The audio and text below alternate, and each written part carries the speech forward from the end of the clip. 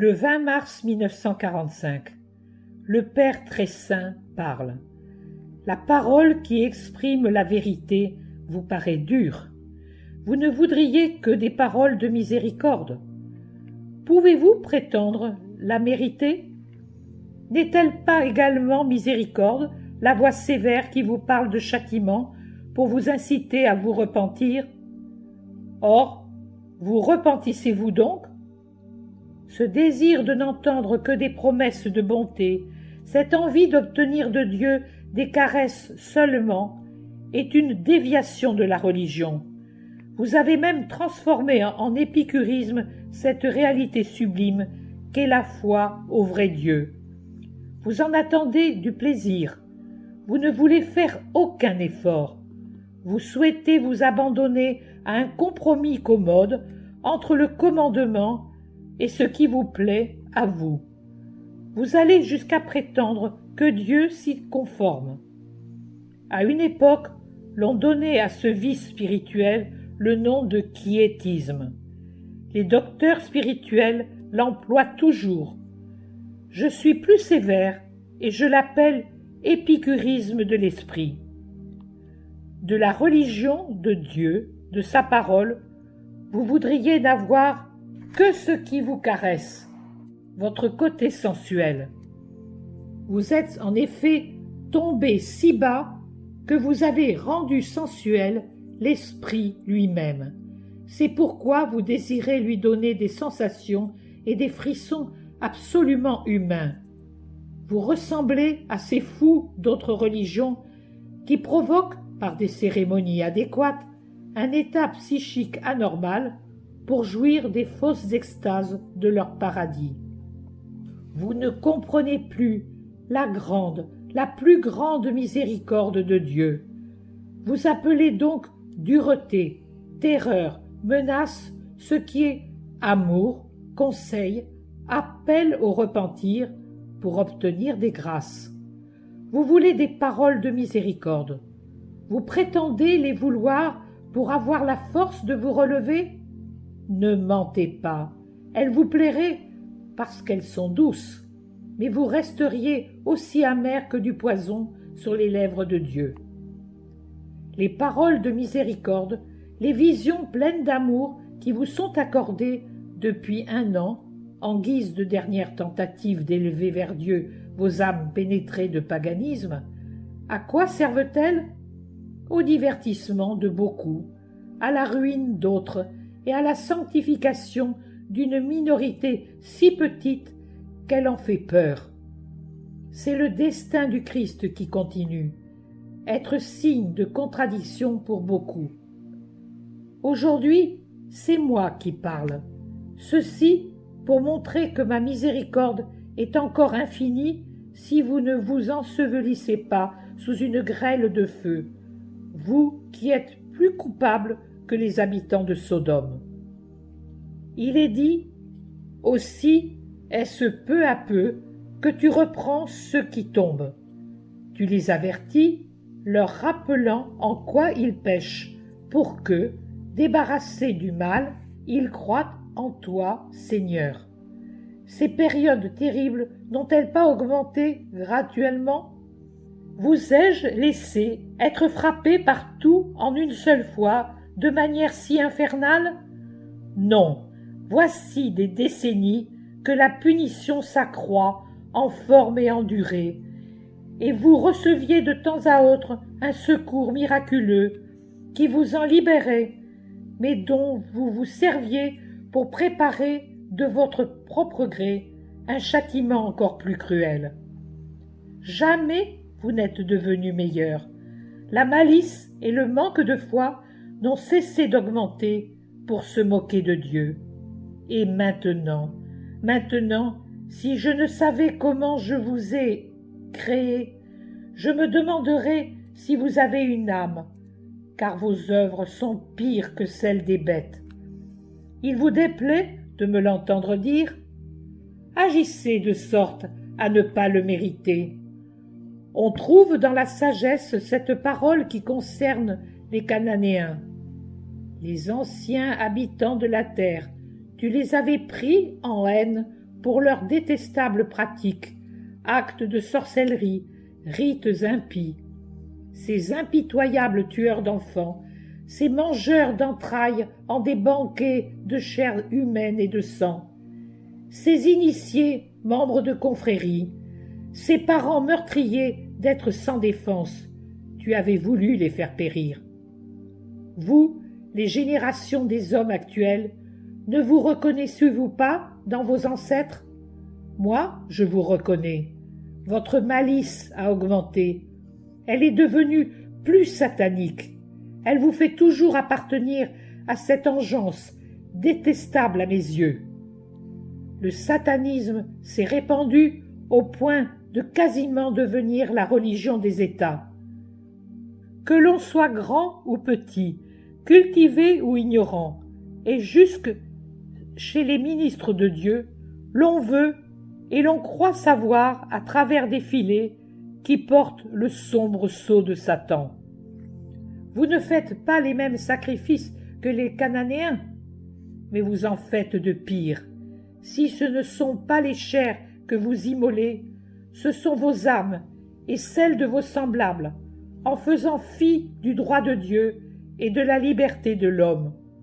Car vous en êtes venus à utiliser la raillerie et la domination pour violer les consciences qui savent encore me rester fidèles.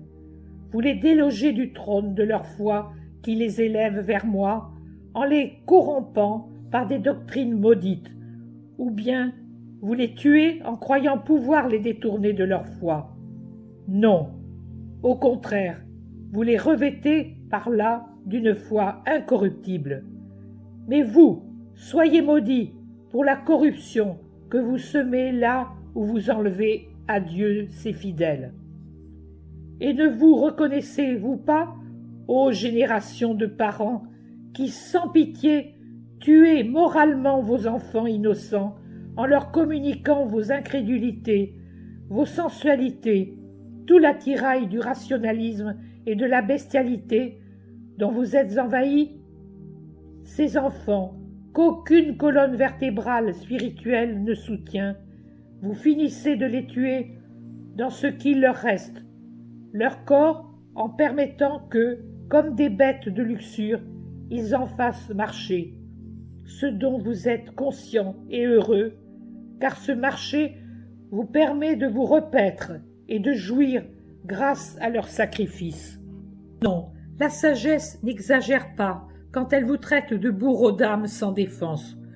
Vous vous souciez davantage de l'animal que vous élevez pour le vendre ou de la plante que vous cultivez pour en obtenir des fruits que de vos enfants.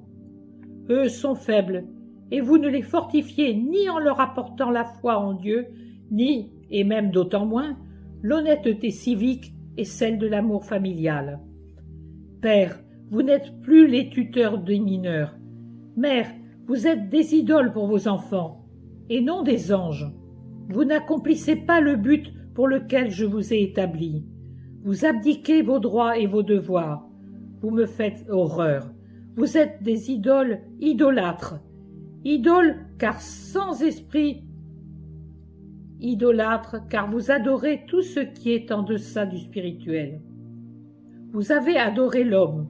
Vous avez consenti à aller jusqu'au culte du corps, à en revenir au culte du corps, à l'instar des païens que le Christ a trouvés. Ô néo-païens, 2 fois coupables de paganisme, parce que vous l'êtes, et ceci après avoir connu la vraie foi. Même dans les deuils, même dans les joies, que faites-vous? De l'idolâtrie. Vous vénérez, vous adorez ce qui est périssable. Vous ne vous souciez pas de l'âme et de son Créateur, et cela devient un piège pour la vie. Que des hommes asservis au malheur ou au pouvoir eussent conféré à des pierres et des morceaux de bois le nom incommunicable. Je suis, moi seul, suis Dieu. Il vous semble que je vous fustige? Alors écoutez. En outre, il ne leur a pas suffi d'errer au sujet de la connaissance de Dieu, mais, alors que l'ignorance les fait vivre dans une grande guerre, ils donnent à de tels maux le nom de paix.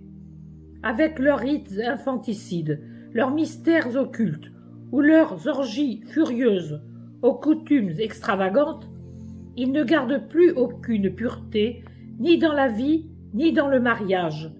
L'un supprime l'autre insidieusement ou l'afflige par l'adultère.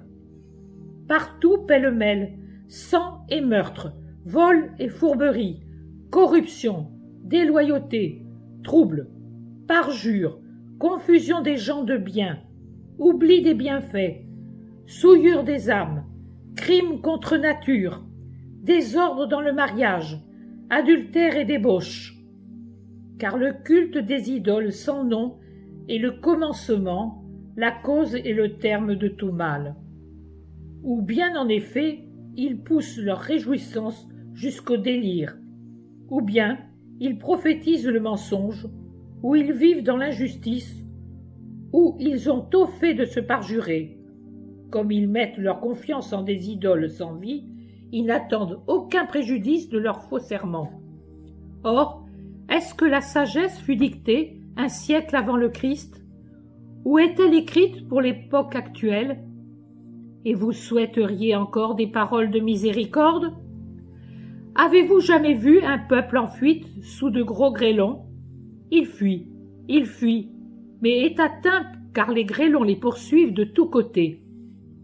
Si je devais m'adresser à vous comme vous le méritez et parler en tant que moi-même, Dieu le Père, vous seriez semblable à ces personnes frappées par des grêlons sans nombre.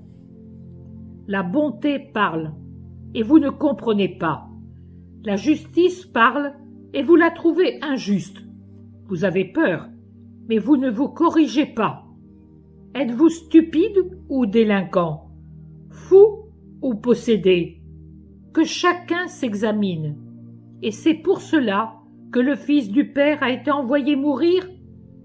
Vraiment, s'il était possible de trouver quelque erreur en Dieu, il faudrait avouer que ce sacrifice fut une erreur, car pour un trop grand nombre d'entre vous, son infinie valeur est nulle.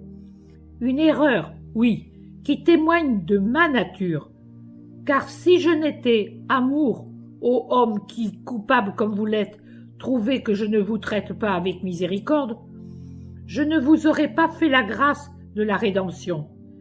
Oui, si j'avais dû agir comme vous, en demandant 100% et même 1000%, quand vous faites un peu de bien, je n'aurais jamais dû vous faire grâce. Car toutes les grâces, toutes, à commencer par celle du sang répandu pour vous, sont négligées par vous, tournées en dérision, changées en disgrâce. Aujourd'hui, Jésus ne parle pas, le petit Jean ne voit pas.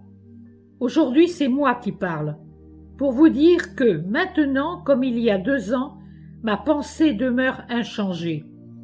Pour vous dire que si je me tais, c'est parce que je sais que parler est inutile, pour vous dire que la parole est amour, que le silence est amour, que la sévérité est amour. Dans l'amour souverain qui imprègne tout ce qui vient de Dieu, vous seuls êtes des amours. C'est là votre condamnation. Il ne manquait plus que cette sévère dictée pour finir de m'accabler.